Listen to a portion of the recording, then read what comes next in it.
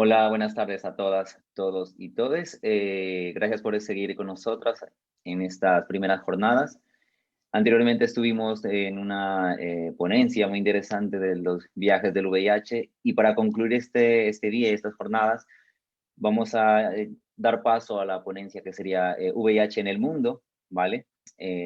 Queriendo visibilizar el VIH más allá de las fronteras en España y para ello tenemos el día de hoy la participación de dos entidades, eran en un principio tres, pero por un problema técnico en Venezuela la Fundación Arcoiris no ha podido estar con nosotros, entonces vamos a darle paso a la mesa redonda con dos entidades. En este caso serían entidades desde Argentina y desde Colombia, ¿vale? Para ello doy la bienvenida a Gastón, a Nadir y a Adriana. ¿Vale? Voy a presentarles un poquito, contarles más o menos con quién vamos a tener o con quién vamos a contar en esta tarde. Para ello tendríamos entonces la presencia de Luz Adriana. Ella es administradora de empresas con una experiencia ya de más de 7 años trabajando en la Fundación Antioqueña de Infectología, liderando diferentes proyectos en detección temprana de VIH y otras ITS en diferentes partes del territorio nacional. Ella es asesora en VIH y coordinó el Observatorio de Ciudadanos de VIH en la FAI. Es miembro activa del Comité Interseccional de VIH de Antioquia. Así que damos la bienvenida a Adriana. También vamos a contar con la presencia de Nadir Fernanda Cardoso. Ella participa como referente de la ATIA, que sería la Asociación de Travestis, Transexuales, Transgéneros de Argentina, y de Red LACTRANS, Red Latinoamericana del Caribe de Personas Trans. Además, también es coordinadora nacional de Argentina para la Alianza Mundial de la Eliminación del EID relacionado con VIH. Es coaching ontológico de la Escuela de Formación de Líderes, ¿vale? Damos la bienvenida también a Gastón de Visich. Él es licenciado en Psicología y forma parte del equipo de participación comunitaria de la Fundación Huésped. Además, es coordinador de la Comisión de Desarrollo Internacional de la Red Argentina de Jóvenes y Adolescentes Positivos, RAJAP. Bienvenidas, bienvenidos y bienvenides. Para comenzar, entonces, vamos a darle paso a Luz Adriana desde Medellín, Antioquia, en Colombia, para que nos cuente un poquito más de su labor y de todo lo que se desarrolla en materia de VIH y salud sexual en Colombia. Bienvenida, Adriana. Dale, Héctor, muchas gracias. Bueno, buenas tardes a todos, todas y todes. Muchas gracias por la invitación. Que yo creo que voy a empezar contándoles un poquito qué es la Fundación Antioqueña de Infectología, como para poner pues en contexto del por qué estamos hoy aquí. La fundación nace hace aproximadamente 13 años en la ciudad de Medellín, en Colombia, dando una respuesta a la atención a los pacientes que viven con VIH con la llegada de las primeras guías acá a Colombia. Entonces, nuestro director médico, que es el infectólogo, el doctor Juan Carlos Cataño, se reunió con otros especialistas y fundaron la Fundación Antioqueña de Infectología. Estuvimos más o menos 4 o 5 años dando atención a estos pacientes hasta que las EPS tuvieron sus propios programas especiales de VIH y ya todos sus pacientes migraron pues a estas IPS especializadas. Luego ya que tuvimos la experiencia, entonces empezamos a hacer trabajo de detección temprana en campo, nos migramos a las universidades, a trabajo en calle, con instituciones, bueno, donde nos llaman y nos invitan, allá vamos. ¿En qué consiste nuestras jornadas de detección temprana? Primero, todas tienen un componente educativo, entonces siempre vamos donde nos invitan. Primero hacemos una charla, hablamos sobre todas las generalidades de VIH y nos enfocamos mucho a la atención diferencial y a tratar un poquito de desmitificar todo el VIH y todo lo cultural, el estigma y la discriminación pues que trae esta infección no solo en Colombia sino en el mundo. Posterior a eso, entonces hacemos test rápidos para la detección temprana, inicialmente solamente de VIH, y hace aproximadamente 3 años migramos también a hacer sífilis, y el año pasado tuvimos la oportunidad de hacer hepatitis C y hepatitis B. Entonces, cuando podemos intervenir a una persona, le hacemos o tenemos la oportunidad de hacerle las 4 pruebas de una. Luego de que ya hacemos estos tests, Entonces, a las personas que salen con resultados reactivos, le hacemos un acompañamiento por 6 meses, donde tratamos de garantizar que ellos o ellas ingresen a los programas que tiene cada EPS, o si no tienen en ese momento ningún tipo de seguridad, entonces que el ente territorial se haga cargo de su tratamiento. Eso en cuestión de salud, y también los acompañamos en todo lo que es la aceptación del diagnóstico. Hacemos grupos de apoyo, tenemos grupos de familias, apoyamos cuando la persona decide contarle a su red cercana que vive con el virus, y acompañamos en todo ese proceso. Y de todo eso es que sale todo el observatorio pues, de la FAI, donde luego ya de todas estas historias sacamos publicaciones donde no solo son cifras, sino que también tratamos de que se vea esa parte humana y de que las personas puedan mirar no solo una persona con un diagnóstico, sino el ser humano que hay detrás de ese diagnóstico. No sé si ahí todavía tengo señal, porque se me fue la pantalla, me confirman por favor. Sí, sí te Sí. escuchamos y te estamos mirando, Adrián. Adelante. Vale, gracias. Entonces hacemos como todo ese acompañamiento. Y también hacemos educación médica continua, pues no solo en temas de VIH, sino de otras infecciones y otras patologías, pero tratando de que desde la academia, eso es un tema que estamos haciendo fuertemente acá en Colombia, tratando que desde la academia empecemos a educar a los futuros profesionales de la salud en tener una mirada diferente sobre el VIH, y que nos enfoquemos más en la persona y no en el diagnóstico, porque lamentablemente, pues no solo en Colombia, creería yo, sino en otras partes del mundo, todo lo que es médico se enfoca mucho al diagnóstico, a la necesidad de que se tome un medicamento, como decían en una ponencia en la mañana, a la necesidad de que todo el mundo esté indetectable o de que esa sea la meta de todo el mundo, pero nunca le preguntan al ser humano cuál es tu meta, qué es lo que quieres, qué estás sintiendo con este diagnóstico, cómo lo estás llevando. Entonces, tratando desde la academia que eso se dé. ¿Cómo se da eso? ¿Cómo lo vamos a lograr? Pues es un proyecto ambicioso, pero bueno, ahí vamos. Entonces, eso es lo que hacemos desde la FA, y eso es lo que coordino yo de todo este trabajo en campo. Como la ponencia pues nos pide también que hablemos como sobre la situación actual del VIH en nuestro país. En Colombia, digamos que como tenemos diferentes territorios, entonces se dan diferentes oportunidades o diferentes dinámicas en la atención en cuanto a todo lo que tiene que ver con un diagnóstico como el de VIH.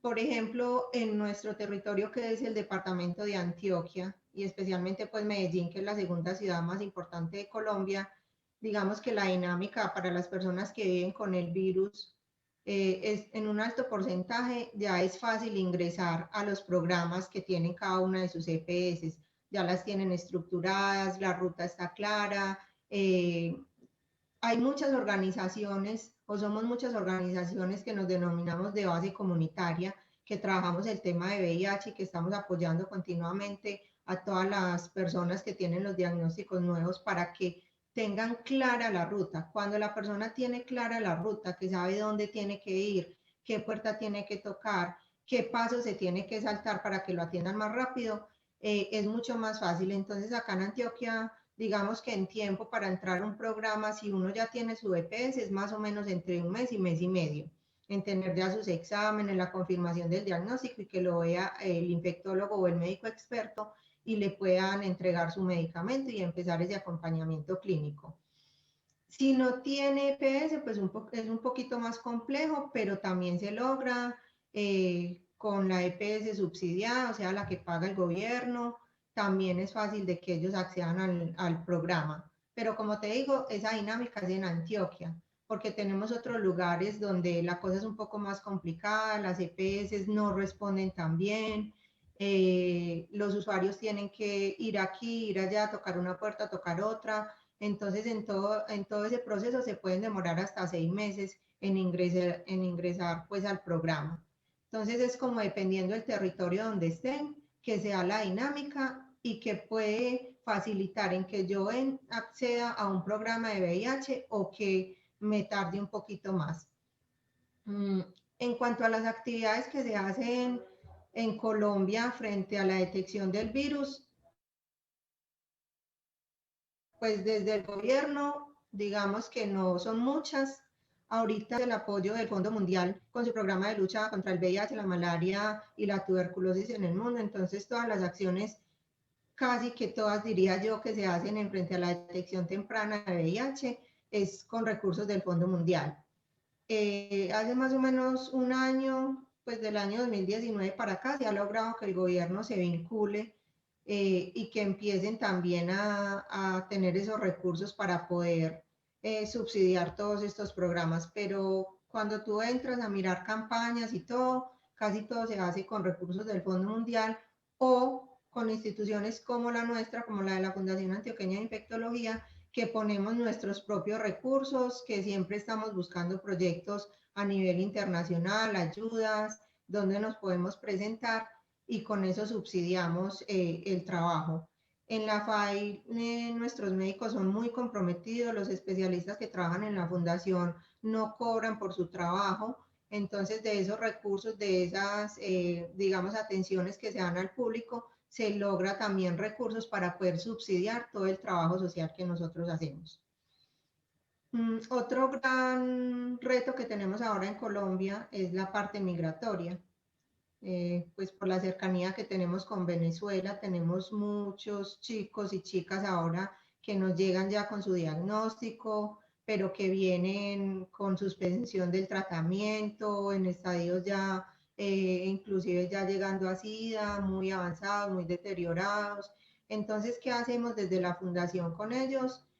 Hacemos todo el acompañamiento, digamos, legal, para que ellos puedan acceder a esos tratamientos. Entonces, como en Colombia, para ellos poder acceder a una EPS o a un programa o a que el gobierno les subsidie todo este tratamiento, tienen que tener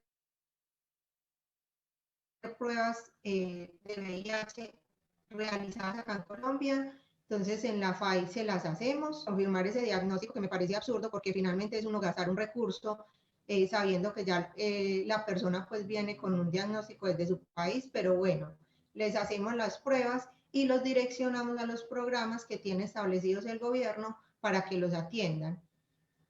Vuelvo y reitero, en Antioquia la dinámica con ellos es un poco más fácil, se tiene la ruta estructurada, sobre todo en Medellín, de hacia dónde dirigimos a las personas que llegan de otros territorios, sobre todo de Venezuela, para que ellos puedan acceder a ese tratamiento, a todos esos exámenes médicos. Entonces es un poquito más fácil. En otras ciudades y tienen que volver también a hacer la confirmación de su diagnóstico, y se demora un poco más que los atiendan, pero bueno, en general el gobierno ha dispuesto ahí sí también el reconocimiento de unos recursos para atenderlos a ellos, pero no los podemos atender a todos, no, no en todas partes la ruta está clara. Entonces, bueno, en eso estamos en Colombia, tratando sobre todo de trabajar fuertemente en todo el tema de estigma y discriminación. Ahorita le preguntaban también anteriormente, qué pena, no recuerdo el nombre del chico que estaba hablando, el de Perú, que cómo hacer para que la gente accediera a hacerse las pruebas. Y yo creo y que tuvieran pues un diagnóstico a tiempo. Yo creo que eso se logra cuando tú educas la población, cuando la gente empieza a saber que el VIH no es tan terrorífico o ya en este momento no es con ese imaginario que nos quedamos de los años 70, 80, donde la gente se moría porque no tenían medicamentos, sino que en este momento ya es más fácil vivir con un diagnóstico, ya tenemos medicamentos de alta calidad, la calidad de vida ha mejorado mucho, pueden cumplir. Entonces, cuando usted empieza a educar la población, cuando usted empieza a decirles, hey, venga, tengamos una mirada diferente, mire que tenemos un mundo de posibilidades, entonces la gente empieza a entender eso y ya empiezan como a, valga la redundancia, a tener otra mirada y a decir, ah, sí, listo, yo me quiero hacer la prueba. Nosotros vamos mucho a universidades y después de que damos la educación, de que le contamos a la gente qué es todo este tema, cómo hacemos el diagnóstico, cómo podemos vivir con él, la cantidad de gente que acude luego a hacerse la prueba es impresionante. Y muchos jóvenes llegan con sus parejas, con sus familias. Cuando el doctor Cataño hace las intervenciones, porque él es mucho de ir a medios a contar qué es lo que estamos haciendo, pues a medios nacionales, y cuenta y le dice a la población, hey, es que todos estamos en riesgo, no es la población, es la práctica la que nos pone en riesgo. A nosotros nos llegan señoras de 60 años, señores ya muy adultos, sabes que yo escuché a tal doctor, entonces vine a hacerme la prueba porque en realidad pues yo también tengo relaciones, entonces yo quiero saber cómo está mi estado serológico. Entonces parte de ahí, después de que la población tenga una buena educación, después de que sepamos qué es en realidad el virus y quitemos todos esos mitos que tenemos, yo creo que la gente va a acceder más fácilmente a hacerse las pruebas y va a querer conocer su diagnóstico, va a querer conocer su estado serológico y va a querer también contar su historia de vida. Nosotros tenemos muchos chicos que son líderes, nosotros, bueno, tenemos también una escuela donde formamos líderes para que vayan a sus territorios, cuenten, digan qué es lo que hacemos, entreguen preservativos, hagan todas unas campañas en pro de que la gente se haga la detección temprana, se haga pues el test. Y de estos chicos, algunos viven con el virus y ellos se animan a salir a contar su historia y a decir, hey, mira, es que yo soy una prueba viviente de que se puede, de que podemos vivir y tener, impacta mucho cuando no solo sale una persona que no vive con el diagnóstico a decir, venga, hagas el test o venga, conozca su estado serológico, a cuando sale una persona que ya lleva un proceso, que ha pasado por todos los exámenes, que sabe cómo es vivir con ese diagnóstico y les dice, mire, es que sí se puede, yo soy la prueba, yo soy, míreme cómo estoy. Entonces eso da un poco más de confianza, que la gente se acerque a sus IPS o a que se acerque a las organizaciones de base comunitaria que hacemos detección temprana y se realicen el test, conozcan su estado serológico y decidan si quieren también, porque es muy respetable cuando tú recibes un diagnóstico como el de VIH, tienes que tomarte el tiempo, ¿cierto? No es el mismo tiempo mío al tiempo de otra persona. Nosotros tenemos chicos o chicas que llegan y uno les dice, mira, tu prueba salió positiva, entonces hay que hacer esto y ellos nos dicen, no, yo todavía no quiero. Pues yo quiero esperar, no estoy listo, no estoy preparada, no quiero que en mi familia se den cuenta, no quiero que donde yo vivo se den cuenta, entonces yo prefiero en este momento no hacer nada. No le dice, ok, es tu decisión, ya tienes la información, cuando estés preparado, cuando quieras ese acompañamiento, pues nosotros siempre vamos a estar acá. Entonces también es una decisión muy personal y yo pienso que eso es respetable, pero sí estamos ahí prestos para poder hacer ese acompañamiento y poder ayudar a que sea un poquito más fácil el acceder a los servicios de salud y el aceptar ya una condición de vida como es vivir con VIH. Muchas gracias. Muchas gracias a ti, Adriana. Es muy, muy impactante la labor que están desarrollando en Antioquia como fundación, ¿vale? He tomado nota de algunos puntos muy interesantes que tú has compartido con nosotros, por ejemplo, la importancia del bienestar de cada persona más allá de un diagnóstico, que es vital. No salir del tema tan sanitario y preocuparse por el estado emocional de la persona es vital en estos casos. Evidenciamos también la falta de apoyo gubernamental en Colombia, ¿vale? Y algo que me parece grandioso también es que no dejan a nadie atrás con el tema de la población migrante, esa empatía que se puede tener de allí, ese acompañamiento para no dejar a nadie atrás es muy importante. Y esta labor también de educar, de reeducar, de construir conceptos, de volver a empezar. Y una frase muy bonita que tú dices es visibilizar y decir, yo soy la prueba de que sí se puede. Es grandioso, la verdad, esa labor de visibilidad que se genere y nada, yo conozco la FAI cuando vivía en Medellín, en Colombia, y soy consciente de el gran trabajo que se hace allí. La verdad es un orgullo que Antioquia cuente con una entidad como vosotras que está allí presta para todo este tema. Así que muchísimas gracias por compartir todo esto, ¿vale? Vamos a continuar entonces con Gastón y con Nadir. Ellas están en Argentina actualmente y nos van a contar un poquito de su labor y todo lo que hacen allí, ¿vale? recordarles que pueden hacer sus preguntas a través de YouTube y cuando terminemos la intervención damos respuesta, ¿vale? Así que Gastón y Nadir, adelante. Bueno, ¿querés que arranque yo, Nadir, presentando un poco la fundación? Bueno, Bueno, así como hizo Adriana, vamos a empezar contando un poco acerca de qué es la fundación y un poco cómo trabajamos. Fundación Huésped es una organización que desde el año 89 se encarga de trabajar en el área de salud para garantizar el derecho a la salud y el control de enfermedades, en lo que tiene que ver con sus tres aristas y sus tres ejes de intervención. Trabajamos en lo que tiene que ver con derechos, con ciencia y con perdón, y lo que tiene que ver con prevención.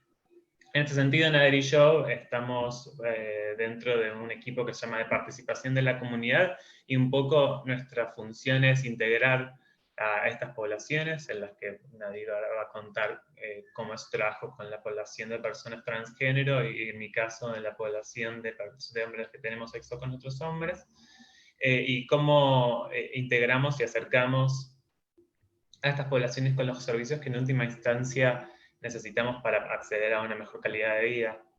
En lo que tiene que ver en la fundación, a partir de brindar servicios como el testeo, como asesoría en salud y en derechos en todas sus aristas, en lo que tiene que ver con acompañamiento e incluso atención psicológica, y tareas de educación, de difusión, y también en lo que tiene que ver en incidencia pública y política, ya sea en derechos sexuales y reproductivos, como ahora a partir de este último año en lo que tiene que ver con COVID, por ejemplo. Después, en lo que tiene que ver con prevención, trabajamos desde un enfoque de prevención combinada, en el cual buscamos taclear todos los ejes en lo que tiene que ver con la prevención a nivel comportamental, de lo que tiene que ver con la prevención a nivel biomédico, a partir de programas, en nuestro caso particular, de investigaciones en lo que tiene que ver con, por ejemplo, PrEP, y ahora a partir de un estudio de vacuna para el VIH, y lo que tiene que ver también con investigación, bueno, no solamente en cuestiones relacionadas a VIH solamente, sino a atención, diagnóstico, prevención y tratamiento de VIH y AIDS, otras ITS, y lo que tiene que ver también con COVID, a partir de varios estudios de vacunas, de sintomatología y profilaxis. No sé si vos, Nadie, querés continuar hablando un poco de también cómo nace el equipo de participación comunitaria a partir de tu llegada a la fundación. bueno, sí, quizás contarles un poco, bueno, como dice Gastón, bueno, como fue mi presentación, yo pertenezco a la asociación ATA, es la Asociación de Travestis, Transexuales y Transgénero de Argentina, que se funda por el año 1993, a raíz de en ese momento que nos llevaban detenidas a todas presas en ese momento, que era nuestra realidad. Nosotros acá quizás un poco difería la realidad quizá con las compañeras que viven en Europa o en otra parte. Nosotras acá, más allá de ser patologizadas, nosotras somos todavía criminalizadas muchas veces.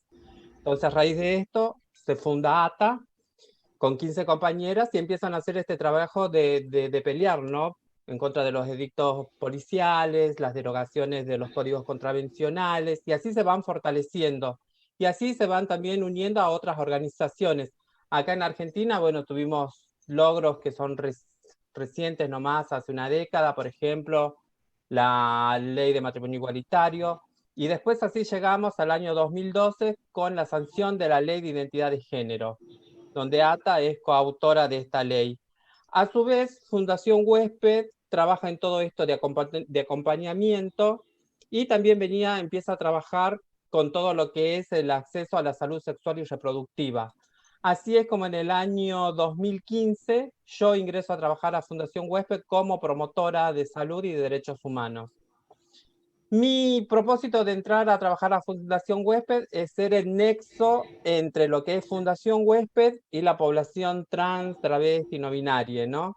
porque había como una gran, no es decir, como mucha desconfianza por parte de mi comunidad, por parte de nosotros, a lo que eran a los servicios de salud. Esto que nosotros decimos, la barrera de acceso a los servicios de salud. Entonces esto también cómo repercutía en diagnósticos tardíos, tratamientos que llegaban ya a último momento. Entonces era una forma de empezar a trabajar, tratar de revertir esto. Así es como Fundación Huésped, a un año de la sanción de la Ley de Identidad de Género en el año 2013, hace una investigación donde participan 498 personas trans que viven en toda la República Argentina, en las diferentes provincias. Esta encuesta es llevada adelante por compañeras que eran compañeras trans, a las cuales se las fortaleció, se les dio formación para que lleven estas encuestas, y así es como llegamos. Los números que muestran, porque decía Gastón, ahí en Fundación Huésped trabajamos mucho con el tema de investigación, por ejemplo, eran que solamente de estas personas, solamente el 32% había terminado la secundaria, el 42% de las compañeras vivía en una vivienda inestable, el 84% alguna vez había realizado trabajo sexual, el 79% había sufrido de arresto policial. Ante estos números y los diagnósticos tardíos, se decide dar intervención. Entonces se llevan adelante, se diseñan proyectos o protocolos, que así lo llamamos nosotros en Fundación, diversos protocolos. Uno de los primeros era hacer uno que se llamaba Transnotele. Era en una área programática de un hospital que se llama el Hospital Fernández, acá en la ciudad de Buenos Aires. Alrededor está como la zona de trabajo de la población trans, la zona roja muchas veces que se le llama. Y hay diferentes hoteles donde viven las compañeras. Acá de estos hoteles salió la necesidad, las compañeras cuando se fue y se les preguntó qué es lo que necesitaban, decían, bueno, entre eso, atención realmente, sin discriminación, horarios, realmente ser escuchadas, ser acompañadas, contaban por qué no iban a los hospitales. Así que a partir de ahí se hizo una intervención de salir a hacer testeos domiciliarios. Entonces empezamos a salir a lugares de reuniones o de algún lugar de una compañera que vivía y ella convocaba a 10, 15 chicas para que nosotros vayamos desde Fundación Huésped con un equipo médico. A su vez, también para saber esto, se llevó adelante una encuesta, que es una encuesta que a mí, por ejemplo, me marcó mucho, que se llamaba Tranetic. Esta encuesta consistía en hacer una encuesta, a 25 personas trans que ya convivían con VIH y saber qué información tenían, cuál era la información que habían recibido. De estas 25 compañeras, 23 compañeras no sabían qué era una carga viral, no sabían qué era un CD4, no sabían para qué tomaban los antirretrovirales, no sabían qué era el tratamiento como prevención, totalmente desinformadas. Solamente 2 compañeras tenían información porque eran militantes de organización, entonces estaban como fortalecidas. Yo creo que esto demostró que la necesidad que teníamos nosotros de salir a dar información, porque en ese momento que yo hacía la encuesta, de pronto me convertí en la que le brindaba la información a mis compañeras, ¿no? Cómo íbamos a trabajar en la adherencia, en el sostenimiento del tratamiento de nuestras compañeras si no tenían información. Y en ese momento también conjuntamente nació otro protocolo que se llamaba TransVip, que iba a las compañeras que nosotros salíamos a hacer los testeos domiciliarios, le daba el diagnóstico positivo, también empezaban su tratamiento con nosotros en Fundación Huésped. Así ingresaron 61 compañeras que convivían con VIH a comenzar su tratamiento. Y esto fue entre el año 2016 y 2019. También acá, como más allá de la intervención siempre médica, también está la intervención psicosocial, y otra vez nos volvemos a encontrar con números realmente que nos llaman la atención, ¿no? Porque el 50% de estas compañeras tenía depresión, más del 50% tenía problemas de consumo de alcohol, problemas con sustancias, también habían sufrido violencia por parte de la policía, el 47%. Así que bueno, ahí es cuando nosotros empezamos a trabajar más tratando de fortalecernos y de hacer esta parte amigable. Y así seguimos, bueno, trabajando y llegamos al día de hoy que, por ejemplo, estamos llevando adelante un protocolo que se llama la Corte, o transitar, que se llama la Corte Trans, donde aspiramos llegar a la atención de más de 500 compañeras como un número, compañeres, porque también están incluidos las personas no binarias y los hombres trans, que tratamos de llegar. Hoy participan de este estudio alrededor estamos pasando a las 110 personas trans que están ingresando. Acá se les va a dar un acompañamiento, los compañeros cuando vienen a la fundación, vienen primero a su turno médico y una intervención psicosocial y así lo mantienen durante el tiempo, cada 6 meses, a lo largo del tiempo de lo que ellas quieren participar, ¿no es cierto? Antes firman un consentimiento informado, obviamente están incluidas acá en este protocolo, mientras quieran participar.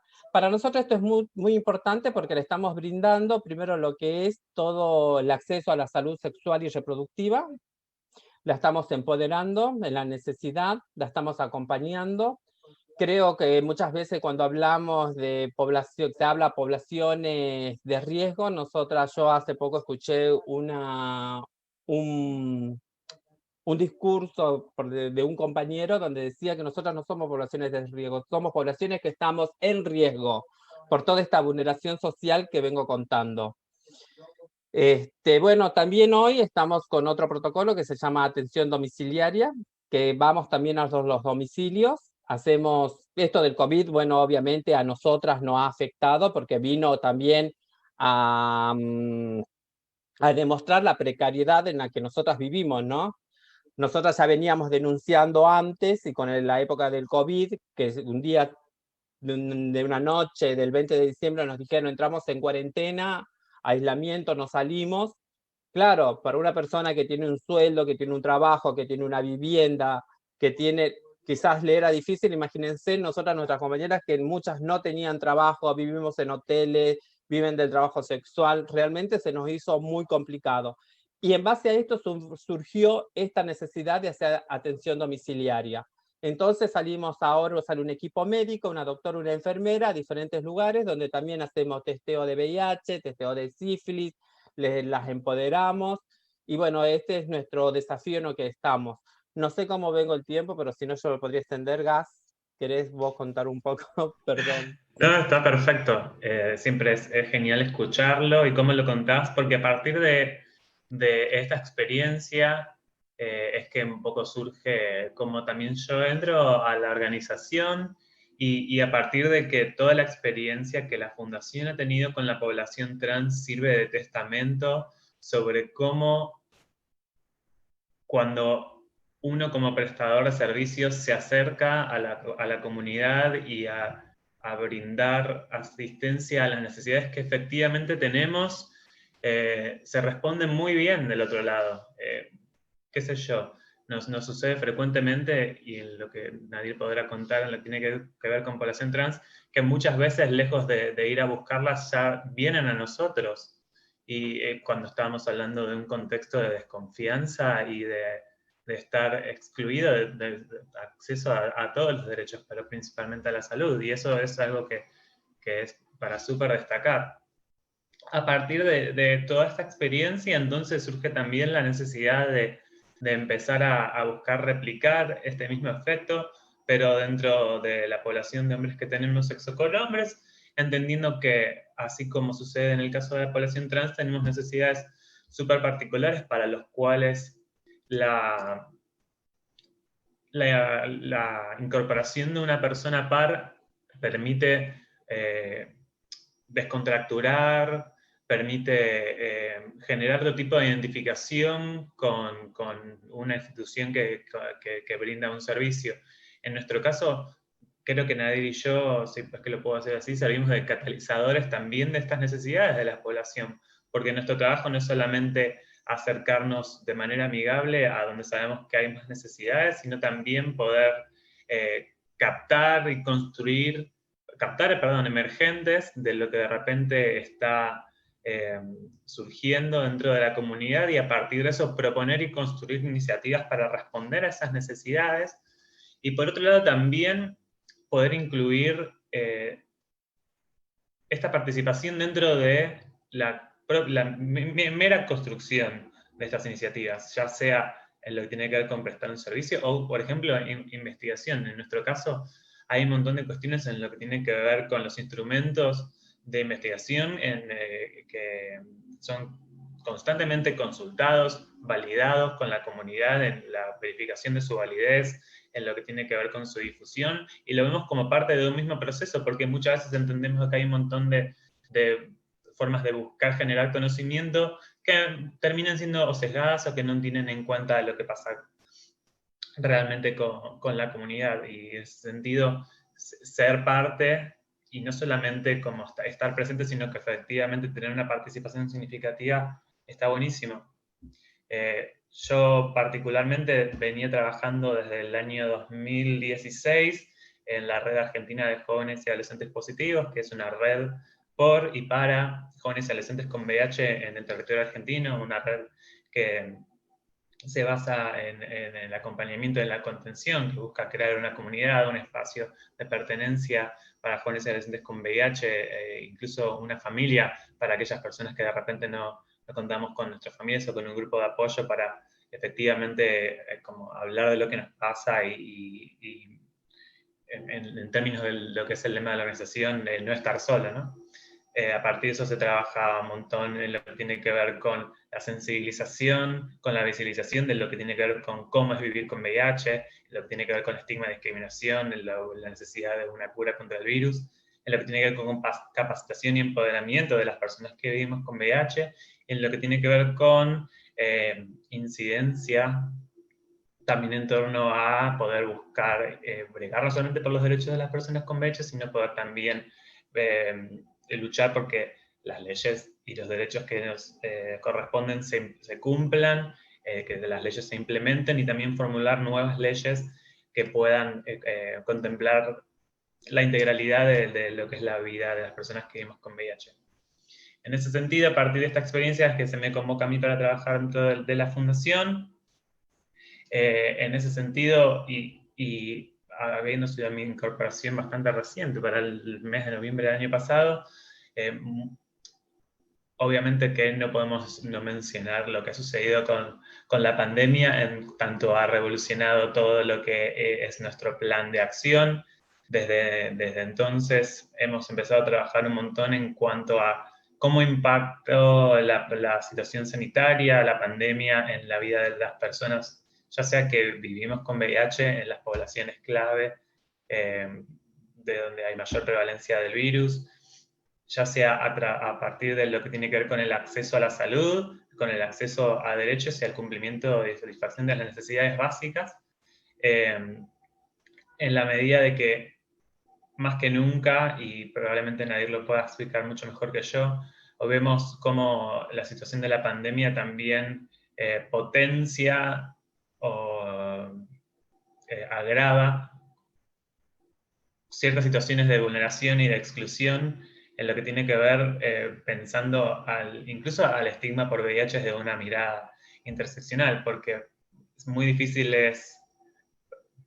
tomar un tratamiento ya sea para el VIH, ya sea cuidarse contra el COVID, cuando de repente uno no tiene sus necesidades básicas satisfechas, por lo cual mucho de nuestro trabajo dentro de este último año, además de todo lo que tiene que ver con la respuesta a la pandemia, tiene que ver con poder contribuir a que las personas tengan donde comer, tengan donde dormir, en un trabajo de mucho más asistencialismo, a lo que a lo mejor estamos acostumbrados. Y en lo que tiene que ver a nuestras poblaciones es un tema que ha sido preocupante y que seguirá siendo preocupante de salida a la pandemia. En lo que refiere quizás a personas con VIH, hoy por hoy tenemos un montón de conflictos en lo que tiene que ver, en primer lugar, con la visibilización, porque a partir de la pandemia y de la preocupación de muchas personas con VIH en torno a si de repente están más propensos o más de riesgo de adquirir o tener un cuadro mucho más avanzado de COVID, si de repente, bueno, tenían que pedir efectivamente no licencia para no ir a trabajar, o de repente en un contexto de cuarentena estricta, no poder salir o retirar sus tratamientos si de repente es una persona que en su núcleo familiar no ha comentado que vive con VIH y de repente tener la necesidad de salir te obliga a tener que quizás visibilizarte de nuevo en el trabajo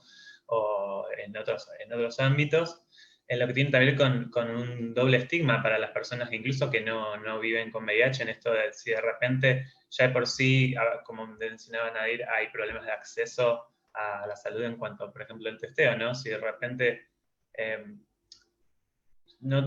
si quiero acceder a un testeo y de repente no solamente me encuentro con prejuicios sobre por qué no usé preservativo, sino también se suma la cuestión de por qué rompí la cuarentena para encima tener relaciones sin condón, en un contexto en el cual ya de por sí es difícil acceder porque la atención está concentrada en la respuesta a la pandemia y el acceso a la salud en general, y especialmente lo que tiene que ver con salud sexual, salud mental, un montón de cosas que quizás estamos necesitando en este momento y que no están teniendo tanta prioridad, está bastante difícil. En lo que tiene que ver luego con, por ejemplo, la adherencia a los tratamientos, hay una dificultad para acceder en lo que tiene que ver incluso a la disponibilidad de recursos. Se ha visto durante el año como bastante irregularidad en lo que tiene que ver con la provisión de medicamentos, especulaciones respecto a si va a haber, si no va a haber, que a las personas que viven con VIH es algo que nos preocupa un montón, en lo que tiene que ver también hasta para personas que a partir del encuentro con la pandemia y no estaban en tratamiento, la necesidad de repente como frente a un contexto incierto en el que todo ha cambiado, bueno, poder recuperar algo de seguridad a partir de por no estar en tratamiento y tener cierta predictibilidad sobre su estado de salud. También para esas personas de repente es muy difícil acceder porque al menos en los hospitales públicos que nosotros tenemos conocimiento estaban manteniendo sus pacientes regulares, pero no estaban tomando gente nueva en lo que tiene que ver con la telemedicina. Así que es difícil también en ese contexto seguir motivando a las personas para que acompañarlas en esta búsqueda de un motivo por el cual tomar la medicación, en el cual meterse la pastilla en la boca es el último eslabón.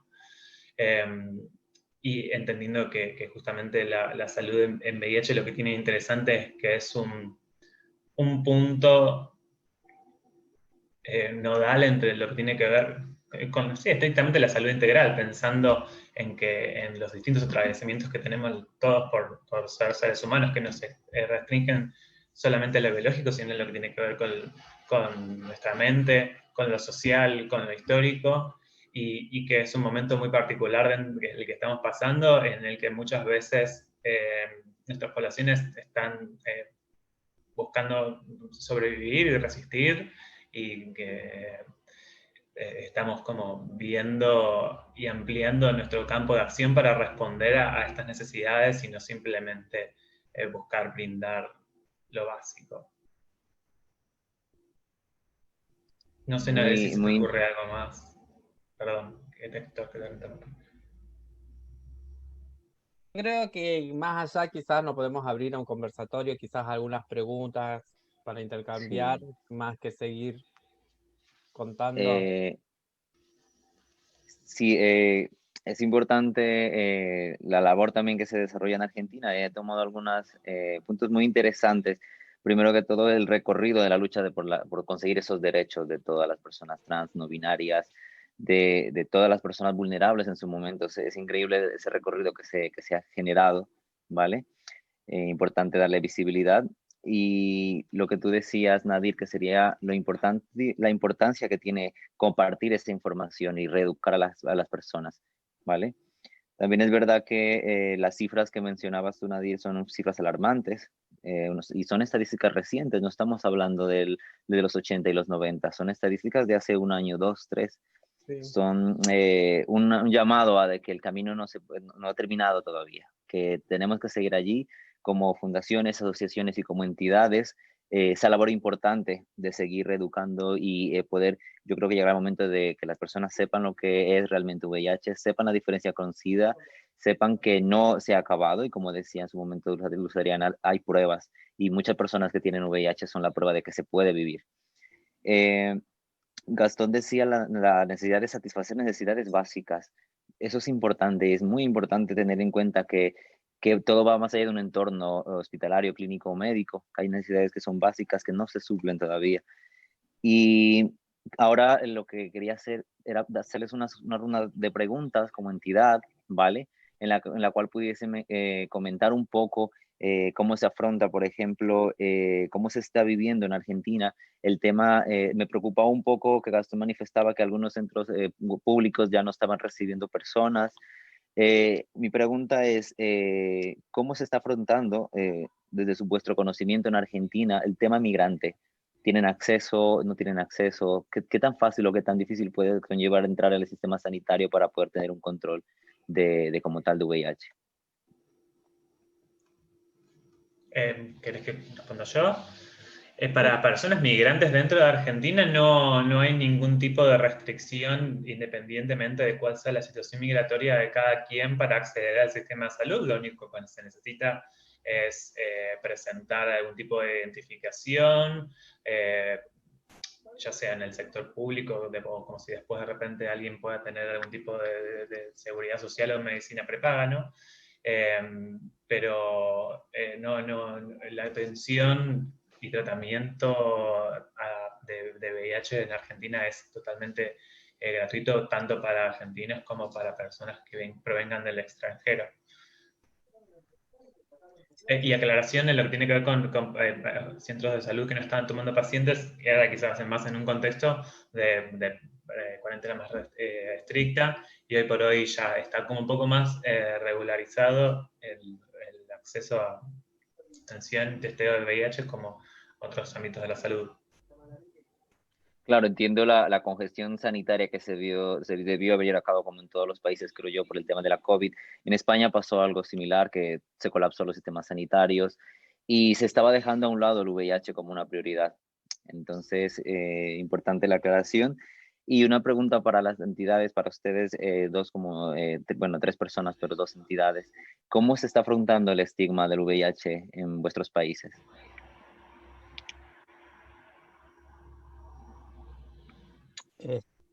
Bueno, primero vamos, yo ahí ahora llego acá a la Argentina, una parte de la Alianza Global, que es para trabajar contra el estigma y la discriminación, para tratar de terminar con esto. Todavía existe, hace poco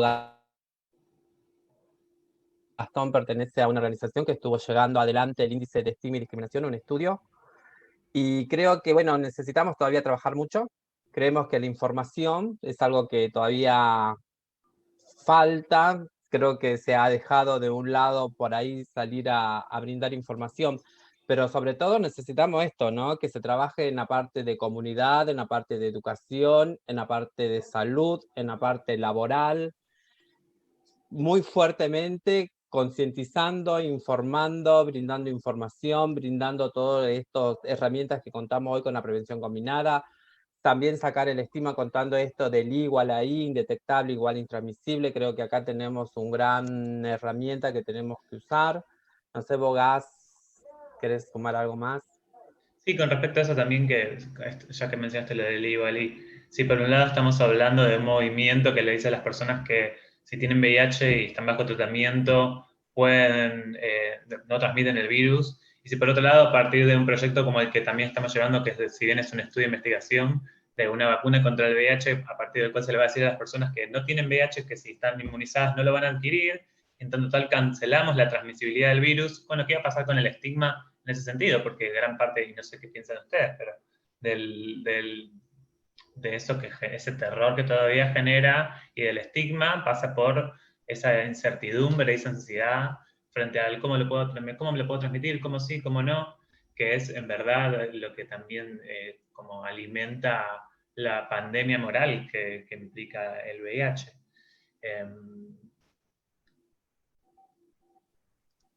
Vale, genial. Luz Adriana, ¿cómo crees tú que se vive el VIH y el estigma que puede generarse en Colombia y en esta zona de Antioquia, por ejemplo, en vuestro caso, como la falla en Medellín?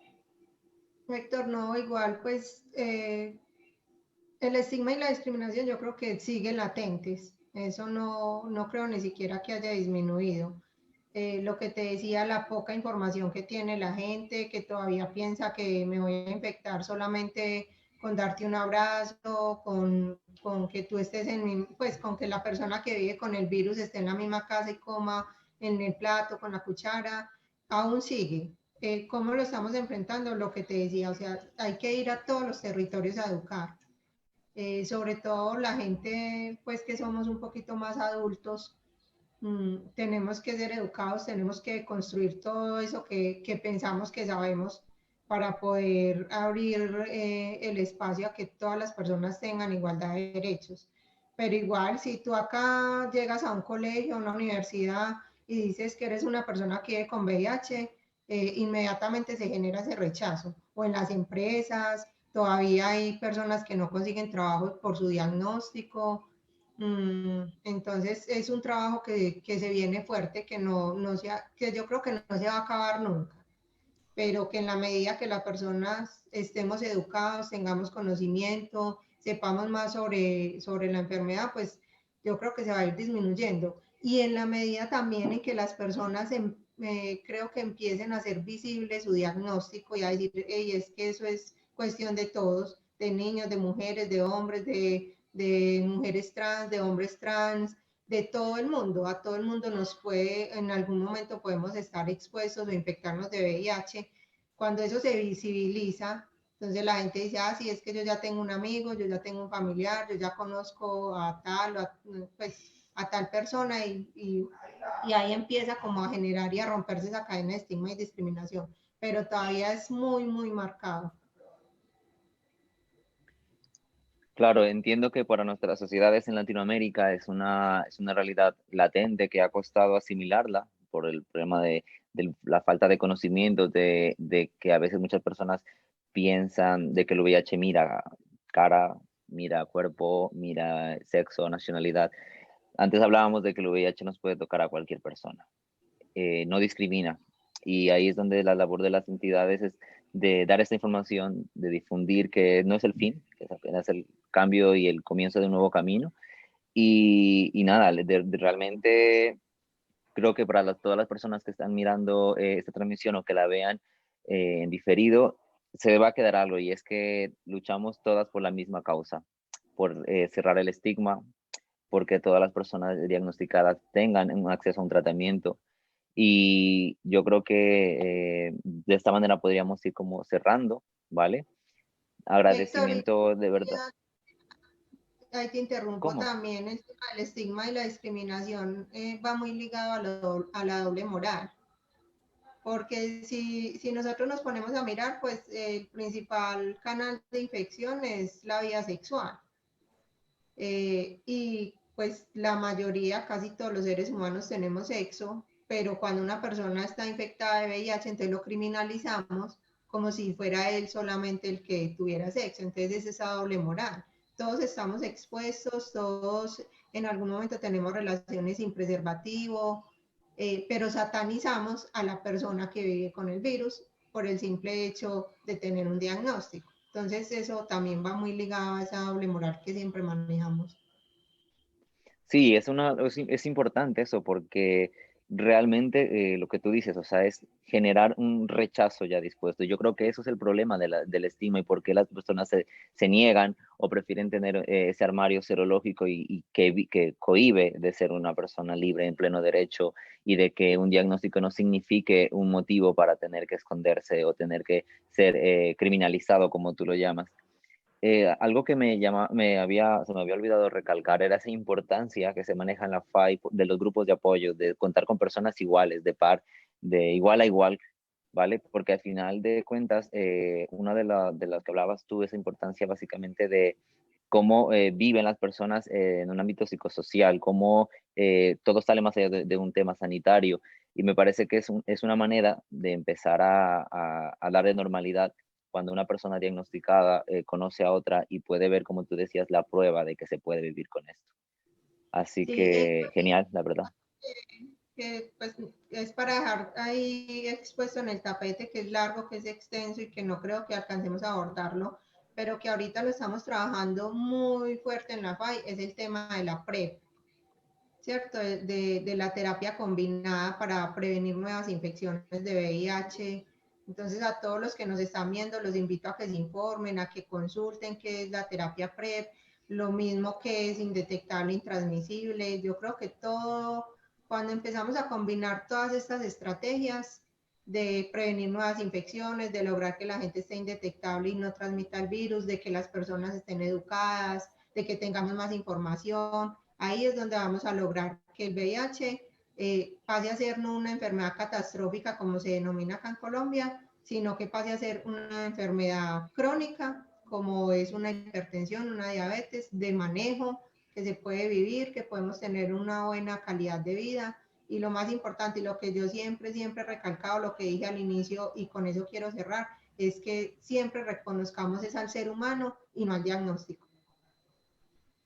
Genial, muchísimas gracias por tus palabras, Adriana. Muchísimas gracias, Gastón y Nadir, por compartir vuestras experiencias desde otros países.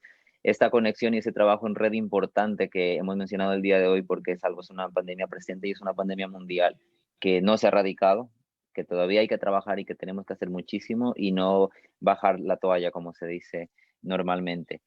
Nada, con esto despedimos esta mesa redonda. Si no hay algún otro comentario, algo, Gastón, Nadir. No, yo lo que vengo sosteniendo creo de hace poco, porque en este último tiempo de la pandemia, en estas recorridas que hacemos, me encontré con dos preguntas, ¿no? Y que a mí me hizo como replantearme un montón de cosas. La pregunta de una compañera que se había hecho el testeo hace 2 años y que cuando yo hablo ahora para preguntarle me dice, pero yo me hice el test hace 2 años, me dio positivo, ¿me habré curado? Entonces como eso me puso muy en alerta, ¿no? Y después con otra compañera que hablé y ella me hablaba, no, yo no comencé mi tratamiento porque soy portadora sana. Otro concepto que también me hizo como así poner en alerta. Yo creo que es la información, hay que volver a trabajar. Creo que las organizaciones, las personas que trabajamos en VIH, muchas veces nos encontramos, debatimos, hablamos, pero muchas veces en la base, en el territorio, es donde no está la información. Quizás nosotros acá hablamos, planteamos, sabemos y nos encontramos en diferentes espacios con muchas personas, incluso las personas que nos siguen son las que están informadas, pero no nos tenemos que olvidar de las otras personas que todavía no les llega la información. Así que eso era como un aporte para hacer. Gracias. A ti, Nadir. La importancia de no dejar a nadie atrás, como mencionábamos. Gastón, ¿tú tienes algo por Si aportar? podría sumar algo a lo de Nadir, creo que y bueno, también a lo que mencionaba Adriana al final, esto de que también pensar que estamos transitando un cambio de paradigma en lo que tiene que ver con el VIH, en esto de que en general las personas siguen teniendo miedo, que es lícito, es lógico, es racional. Lo que sucede es que frente a preguntas que se hacen que no tienen respuesta, llenan ese contenido con lo que pueden encontrar, que en general suele ser la mitos o desinformación, y ahí es donde uno, como parte del sistema de salud, es donde tiene que estar llevando seguridad, confianza, porque si no son cosas que se van a encontrar, se van a satisfacer por otro lado, y mejor hacerlo uno con herramientas que no. Lo que voy con esto es que, y hoy lo podemos ver muy expresamente con lo que sucede con la pandemia de COVID, que es frente a una situación de emergencia sanitaria en la que la gente se muere, la forma en la que se tuvo en su momento para responder a la pandemia del VIH, como hoy está sucediendo con COVID, es que se buscó que la gente se ocupara a través de que se preocuparan, a través de instalar el miedo, de instalar el terror frente al VIH, que en su momento podremos cuestionar si fue necesario o no, pero fue con lo que se contó. Hoy por hoy, el discurso del terror, el discurso del miedo ya son mensajes, son lógicas que no funcionan más dentro de lo que es nuestra realidad hoy, porque la epidemia cambió, la sociedad cambió, las opciones que tenemos disponibles son otras, y que tenemos que empezar a adecuar los mensajes, formular mensajes acordes a las situaciones que tenemos y dejar de repetir patrones que ya no sirven para nada y que no solamente no son eficaces, sino que estigmatizan y agravan la situación. Quizás pensarlo en ese sentido. Y con tu última pregunta con respecto a los espacios de encuentro de personas con VIH, en lo que es mi experiencia, ese tipo de situaciones para mí son reveladoras, porque muchas veces, y más que nada cuando uno de repente se encuentra con un diagnóstico por VIH a una edad muy temprana, uno, no sé, en algún punto cree que sos único en el mundo, como que nadie más le está pasando esto.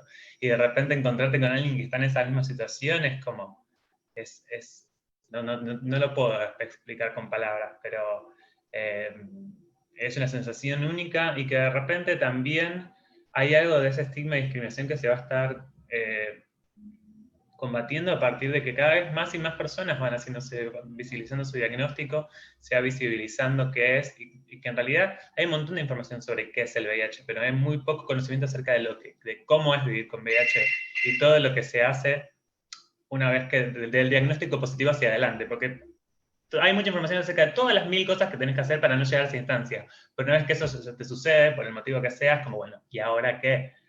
Y a partir de eso y empezar a nombrar las cosas, porque lo que no se nombra no existe muchas veces, es que vamos a poder ir accediendo a lo que es la cura para el estigma, que incluso uno puede preguntarse si es la verdadera cura, más allá de lo que es la erradicación del virus de nuestros cuerpos, porque eso es, el estigma es algo que va a seguir y que está conectado con los estigmas por otras identidades, o sea, por ser transgénero, por ser gays, por ser parte de cualquier espectro del colectivo LGBTIQ, o el caso del trabajo sexual, de sus áreas de sustancias.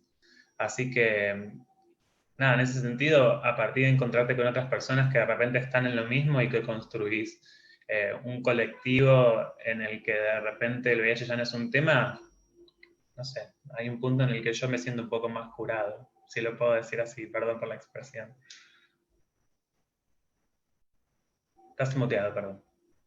Sí, no te preocupes, Gastón, es muy importante lo que mencionas y yo creo que sí, la palabra sería... Es difícil definir esa sensación que puede generar encontrar una persona igual, con la que te puedas sentir que no estás sola ni sole. Así que nada, con esto damos clausura a esta mesa redonda. Muchísimas gracias a las tres por su tiempo, a todas las personas que nos están mirando, muchísimas gracias por continuar allí. Vamos a cerrar aquí y dentro de un minutito volveremos para darle la clausura a estas primeras jornadas sobre salud y VIH, sino antes agradecer por seguir las transmisiones y muchas gracias a vosotras en vuestros países. Gracias por seguir haciendo esa labor y principalmente por no dejar a nadie atrás, ¿vale? Muchas gracias y no se desconecten que en un minutito volvemos para la clausura. Vale, gracias. Muchas gracias.